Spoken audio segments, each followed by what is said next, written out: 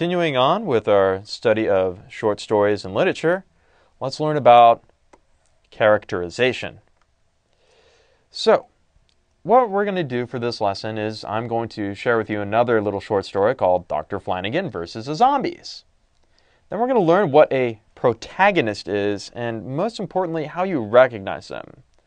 And we're also going to learn what a foil is and what an antagonist is. Finally, there are other archetypes called the tragic hero and the anti-hero. So, let's tell a little story about Dr. Flanagan versus the Zombies. It had been 3 days since they fled the zombie hordes. Most of the zombies had spread from downtown to the suburbs, but had went out to spread this far out to the country. The abandoned farmhouse was quiet, except for the crackling of a fire beneath the hearth. Fernando kept his AR-15 set to single shot on his lap. He still had his Marine issue night vision goggles. He peered out into the snow floating down on the roads in the distance. Christine had only her journal, a black pen, and a Spartan pack of supplies. She scribbled words down like a tireless monk in the Dark Ages. Dr. Flanagan looked at them both for a bit from behind the table. He sighed relief at the moment of safety. At least the 3 of them had made it out. Then he turned to the various dissected pieces of laptop computers on the table in front of him. The candle made it hard to see, but he was driven. He was driven both by fading adrenaline and bone-gnawing guilt. Okay, I've introduced 3 characters, Fernando, Christine, and Dr. Flanagan. Now, who's a protagonist? Well, a protagonist is the main character of the story.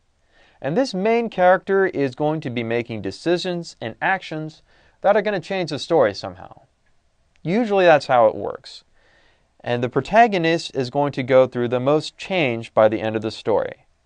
Now, if you've done the writing course, you can remember Meg in Wrinkle in Time and how she went through a change throughout that entire story. Now, how do we recognize what a main character or protagonist is? Well, one clue is that we spend a lot of time with that character. And then secondly, we usually see things from the character's perspective. Now, what do I mean by perspective? Well, it means a story is told as if there's a little, imp on this character's shoulder with a video camera, and we're getting the story like that. And we also have a good idea of what this character thinks and feels. So think about the 3 characters I've given you so far. I gave you Fernando. Did I show you or let you know what Fernando was feeling? You could imagine, but you didn't really have any access to his thought life. The same thing with Christine. You might ask, why is she writing stuff down? Why is that important to her? But I didn't give you any indication of her emotional state, at least not right in here.